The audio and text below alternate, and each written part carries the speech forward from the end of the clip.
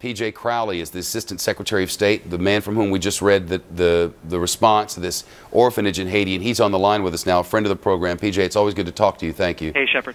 I know this is as frustrating. You're all parents over there, you know, but we're looking at a situation now where there's an orphanage in Haiti where the Haitian government has approved an adoption.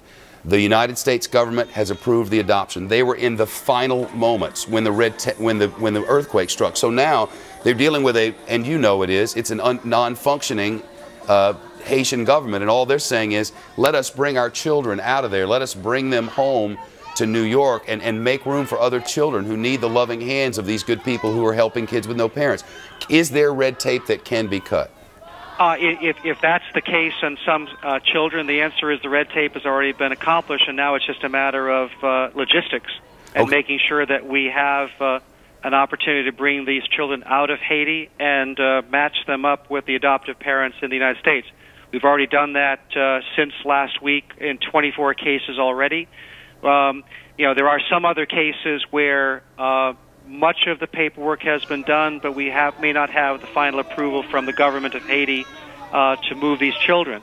And there are some others who are just kind of early in the process. We're trying to work on all of these cases. It's a priority for us. We want to get these children out of Haiti and successfully in the hands of their adoptive parents. It's been a high priority for us since last Tuesday, and we've had some success, and we're pushing this along as fast as we can. Well, that's so great to hear. You know, here's the situation right now, and I know you've spoken with the adoptive parents. I understand you just got off the phone with them. Is that right? I've spoken with your colleagues. My colleagues who are with the adoptive parents. All right, here's the situation right now, PJ. It's hard to talk about any particular I know case. it is. But I wanted to tell you, but this is one specific thing. Yes, I know that. The orphanage is here, and there's a plane here. They have the paperwork. The Haitian government's approved it. So just need to get all the children from here to this plane in the Dominican Republic. Can the State Department help with that in some way? You know, I mean, the military... The plane's there. Yeah, the plane is where? In Haiti? The plane is in the Dominican Republic. They can't get the plane in there. The plane from the group that funds this orphanage, that has helped facilitate these adoptions, which have now been approved, they have a plane on the ground right now in the Dominican Republic just waiting to fly them out of there to where there's baby formula. Yeah, you know? I understand that, Shepard, and you know, we've got to make sure that any plane that's heading into the airport has made the appropriate contact and has the appropriate slot to get in, because you know we're on that airplane, we're on that airport. We're trying to also bring in medical supplies and food and water, so it just got to be orchestrated in the right way. But trust me, we've got people on the ground in Port-au-Prince right now, working directly with the orphanages, working directly with the Haitian government. And we want to move these children out to safety as rapidly as possible. I know you do, PJ. And so we will press this particular case just as we press all of them to try to move these children as fast as possible. Man, that's great to hear. I know what a challenge this is for all of you. The adoptive parents are on the line, either Joshua or Elizabeth Davey. Which is here? Is it Joshua or Elizabeth? This is Joshua. Joshua, am I right when I say that the plane is on the ground from this Texas organization, on the ground in the Dominican Republic? From my understanding, yes. All right. And do you have the paperwork from the Haitian government? The Haitian government has approved this, right? I have the paperwork, not from the Haitian government. I have our paperwork stateside that we sent to the Haitian government. We were in the process, so we're about 75% done, and they were in the process of checking all of our legal documents so that it can be approved. Okay, PJ, now we're at a point, and I know you don't want to talk about this specific case, and as a result we won't, but in general, people, see, I thought that it was a little bit farther along than this. People who are in this position now face the very difficult reality that the Haitian government is not really functioning. So I would assume that the State Department is working with what remains of the Haitian government to try to figure out a way to facilitate these things now under unusual circumstances. That is absolutely right. We are working with the Haitian government. We're trying to press forward.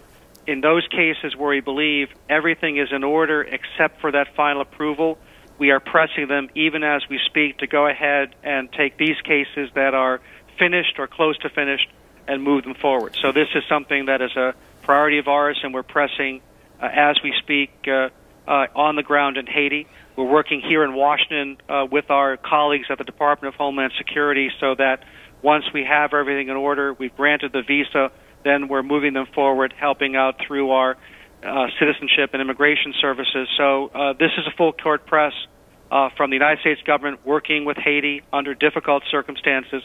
There's nothing that we want more than to unite these children with these adoptive parents. P.J. Crowley from the State Department, thank you. More on the Fox Report. Joshua Davey, do you feel like you're getting anywhere?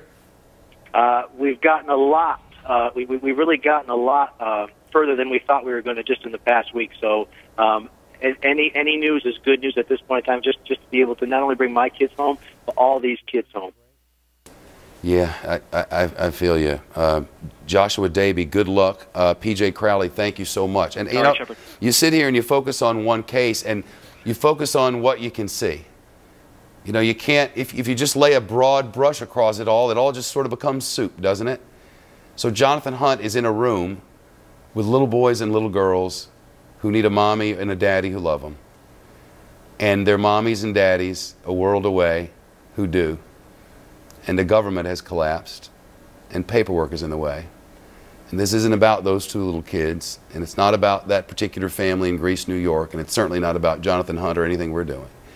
This is playing itself out over and over and over and hundreds and thousands of times, and at the same time, parents died and there are new orphans, and the challenges have just become incredibly overwhelming.